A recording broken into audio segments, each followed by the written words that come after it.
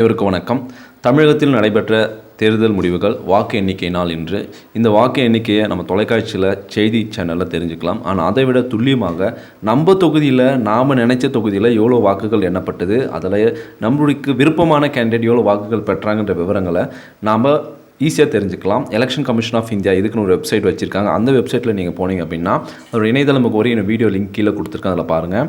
இதில் விசிட் ஈஸியாக result website ஒரு ஆப்ஷன் இருக்கும். அந்த ஆப்ஷன் கிளிக் பண்ணி உள்ளே போனீங்கன்னா அடுத்த ஒரு பேனல் வரும்.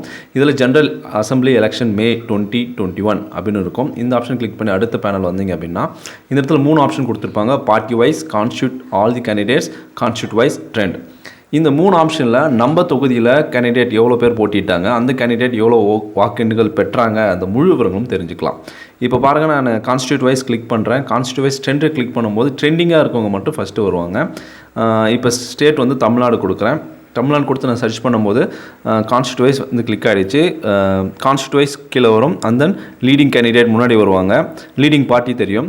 இதே நம்ம கான்ஸ்டியூட் வைஸ் ஆல் கேண்டிடேட் கொடுக்கலாம். இந்த ஆப்ஷன் நீங்கள் கிளிக் பண்ணிங்க அப்படின்னா இந்த இடத்துல செலக்ட் ஸ்டேட் வரும். தமிழ்நாடு கொடுங்க. தென் இந்த இடத்துல செலக்ட் கான்ஸ்டியூட் கொடுங்க. இப்போ எங்கள் ஊர் தொகுதி திருவண்ணாமலை. திருவண்ணாமலை நான் ஃபஸ்ட்டு செலக்ட் பண்ணி பார்க்குறேன்.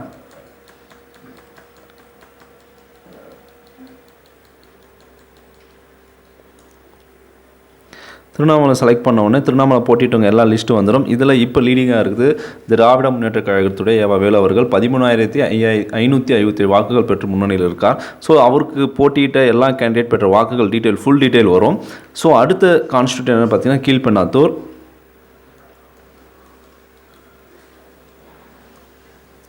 ஸோ கீழ்பெண்ணாத்தூர் கான்ஸ்டியூட்டில் போட்டிட்டவங்க எல்லாரோட டீட்டெயில் வருது. இதில் திராவிட முன்னேற்ற கழகம் கே பிச்சாண்டி அவர்கள் 16,630 வாக்குகள் பெற்று முன்னணியில் இருக்கார். அதுமாதிரி பாட்டாளி மக்கள் கட்சி போட்டியிட்ட கே செல்வகுமார் 14,789 வாக்குகள் பெற்று அவருக்கு கொஞ்சம் பின்னணியில் இருக்கார். ஸோ அவரோட போட்டியிட்டு அந்த தொகுதியில் போட்டியிட்ட எல்லா வேட்பாளர்களுடைய வாக்கு எண்ணிக்கை நமக்கு தெளிவாக பார்க்க முடியுது.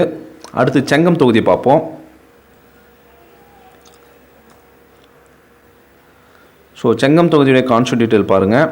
இதில் திராவிட முன்னேற்ற கழகத்துக்கு போட்டியிட்ட கிரி அவர்கள் 4,691 வாக்குகளும், ஆல் இந்தியா அண்ணா திராவிட முன்னேற்ற கழகத்தின் சார்பாக போட்டியிட்ட நயனாக்கன் அவர்கள் 3,550 வாக்குகள் பெற்றும் இருக்கிறாங்க. ஸோ இதன் மூலம் உங்கள் தொகுதியில் யார் யார் போட்டிட்டாங்க, அவங்க பெற்ற வாக்குகள் என்ன நீங்களே தெரிஞ்சுக்கலாம். நீங்கள் இதுக்கு நியூஸ் சேனல் பார்க்கணும் அவசியம் இல்லை.